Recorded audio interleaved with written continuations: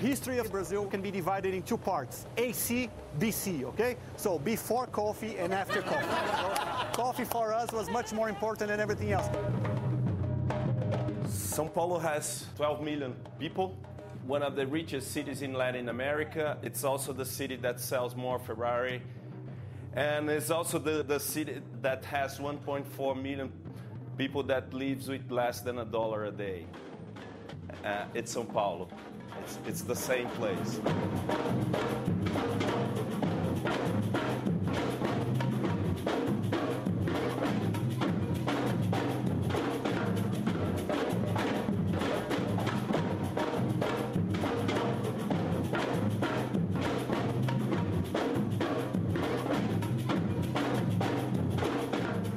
These two machines, they can produce 5,000 lipsticks per hour, totally automatized, and we have around 3 brands of makeup in Natura. On average, we produce a month 2 million units, okay?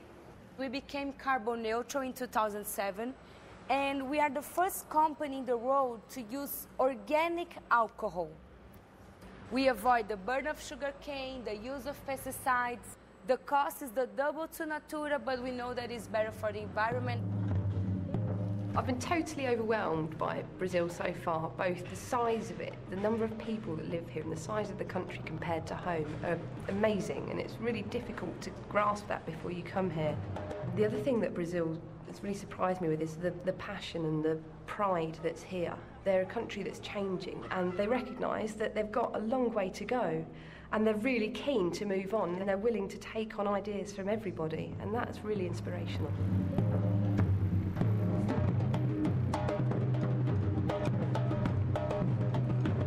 Hi, nice to meet you.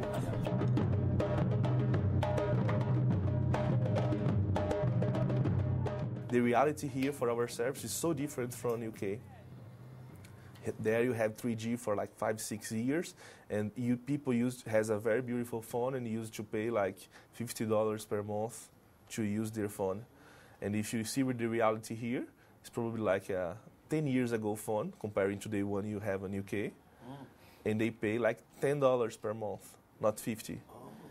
We do not see ourselves only as, so there is a developed world and we have to follow them. We really think that there are 3-4 billion in very big markets that grow very fast today on China, India, and Africa, and South America, and they have different needs. So there is space and opportunity for emerging companies that knows these markets better than Microsoft and Google and Yahoo. Fabricio had a clear vision to see a global Brazilian organization that will compete globally, and he wants to be number one globally.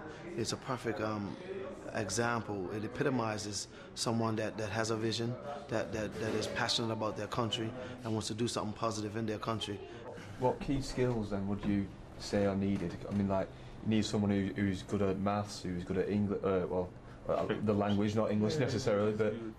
Our market changed dramatically every 2 years. So what we do today is not what we do 2 years ago. So the best people, the people that can learn by themselves and learn again. We need people that say, I am good in looking for new things, I'm good in studying by ourselves. It's really interesting to see that in Brazil, they wanted people to be able to learn themselves and change their learning and their skills. So it's not actually the set skills that they're after, it's the ability to learn new skills. And that's what we need to do. We need to be able to give our children the ability to learn new skills.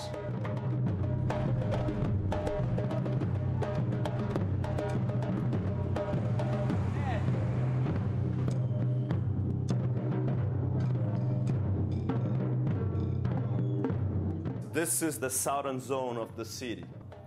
And this is the part of the city that we work.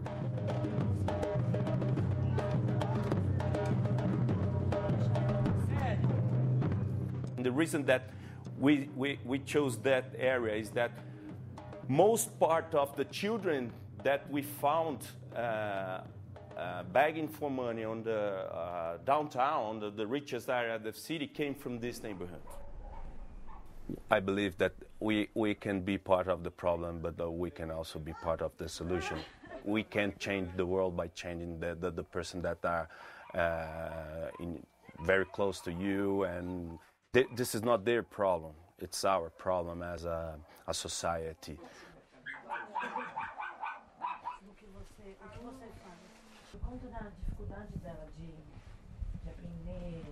Né, até que, assim, às vezes, por ignorância, por falta de sabedoria, a gente erra. Mas é errando que a gente aprende e se renova, né, para cada dia crescer, né? E eu creio que eu vou montar aquilo que eu quero, aquilo que é meu sonho desde adolescente, né? Que eu trabalho com unha, né? E meu sonho mesmo é montar meu salão. Eu quero ser professora. She wants to be a teacher. Oh. Yeah. Okay, this is my favourite bracelet, and I bought it at the seaside where Alex lives in a place called Brighton, and I'd like you to have it because I think it's got lots of very different things on it, and I think it's beautiful, and I think you're beautiful, and I'd like you to have it and remember that we came to visit you, and we're very pleased that you had us here, and yeah.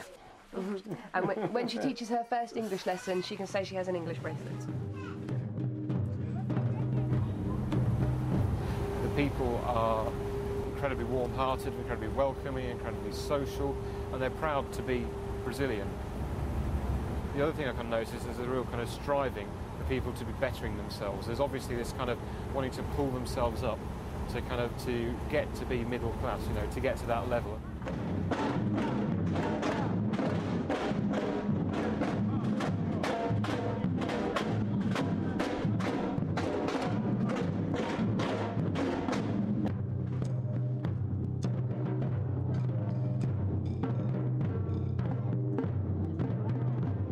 We had families coming to us and said, my kid wants to go to the medical school. What are you talking about?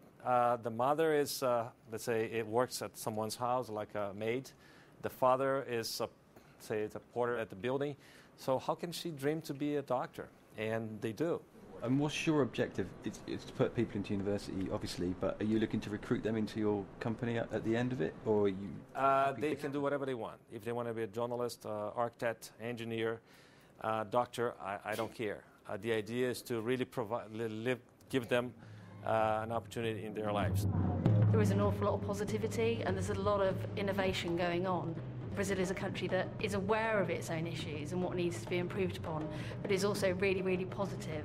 And I think that's something fantastic.